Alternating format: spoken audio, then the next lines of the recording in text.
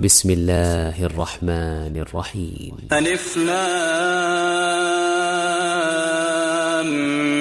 ميم.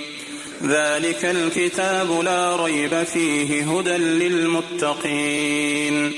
الذين يؤمنون بالغيب ويقيمون الصلاة ومما رزقناهم ينفقون والذين يؤمنون بما أنزل إليك وما أنزل من قبلك وبالآخرة هم يوقنون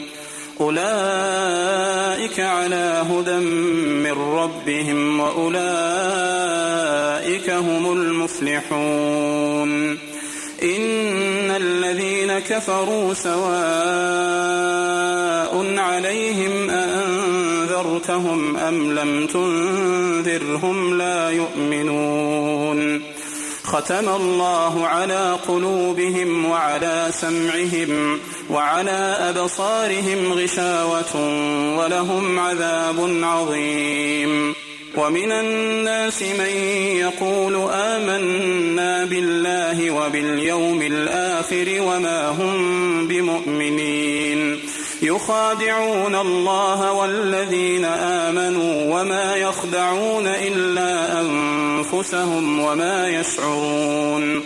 في قلوبهم مرض فزادهم الله مرضا ولهم عذاب أليم بما كانوا يكذبون وإذا قيل لهم لا تفسدوا في الأرض قالوا إنما نحن مصلحون ألا إنهم هم المفسدون ولكن لا يشعرون وإذا قيل لهم آمنوا كما آمن الناس قالوا أنؤمن كما آمن السفهاء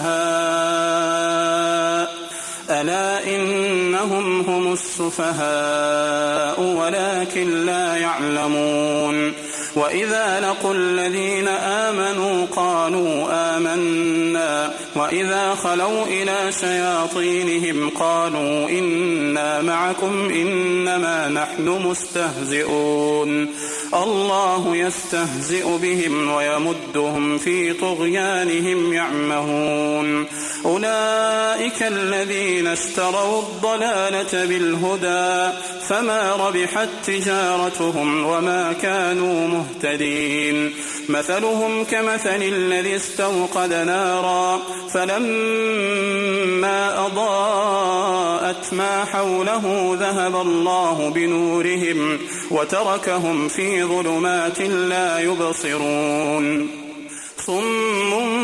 بكم عمي فهم لا يرجعون أو كصيب من السماء فيه ظلمات ورعد وبرق يجعلون أصابعهم في آذانهم من الصواعق حذر الموت والله محيط بالكافرين يكاد البرق يخطف أبصارهم كلما أضاء لهم مشوا فيه وإذا أظلم عليهم قاموا ولو شاء الله لذهب بسمعهم وأبصارهم إن الله على كل شيء قدير